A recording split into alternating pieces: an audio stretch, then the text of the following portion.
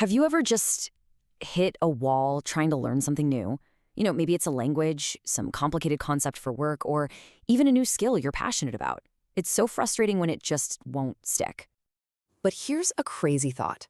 What if the thing that's holding you back has absolutely nothing to do with how smart you are? What if we've been looking at this whole learning thing completely wrong? Because the real secret, the thing that history's greatest minds all figured out, isn't about raw intelligence. It's all about how you learn. It's about literally changing the way your brain takes in and holds on to new information. So let's start by just tossing out some of those old myths. Most of us grew up thinking learning meant just memorizing facts, cramming all night before a big test. But real mastery, that's not about stuffing your brain. It's about a deep, genuine understanding. Well, there's a simple, but honestly a revolutionary technique that can take all that confusion and turn it into crystal clarity. And once you get it, you can use it to learn literally anything you want. And all these insights, this whole method, it comes from Mr. Ivan over at Conversational English Only. He's an educator who's built his entire career on helping people unlock their true learning potential. He actually calls it the formula for unlimited learning. And you should think of it like that, like a system for reprogramming your brain for success, no matter how tough the subject seems. And here it is, the whole thing in 6 powerful steps. Simplify, teach, review, play, embrace errors, and the big one, discipline. This is basically our roadmap. It's a sequence that just keeps building on itself. So, you ready? Let's break this formula down one step at a time and see how each piece works to build this incredible learning engine right inside your own head. Everything, and I mean everything, starts with step 1. Simplify. When you're looking at a huge, difficult topic, forget the jargon. Your very first mission is to explain it so simply that a child could actually get it. Let's take fractions.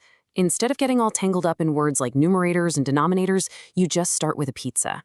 You cut it into equal slices. See? That simple picture, that analogy, it instantly grabs the main idea and forces your brain to get super clear on it. Okay, now for step 2. Teach. And you don't need a classroom for this. Just take that simple idea you came up with and explain it. Out loud. To yourself, to your phone, to an empty chair. It doesn't matter. The actual act of saying it out loud changes everything. So why does this work so well? Well, teaching forces your brain to put your thoughts in a logical order, and it immediately, and I mean immediately, shows you where the holes in your understanding are. This process is what actually turns flimsy knowledge into permanent memory. Which brings us to step 3, review. So after you try to teach the idea, you're going to find those gaps. Now you go back to the material, but you're not just rereading it, you're going back to make your explanation even better, even cleaner, even simpler.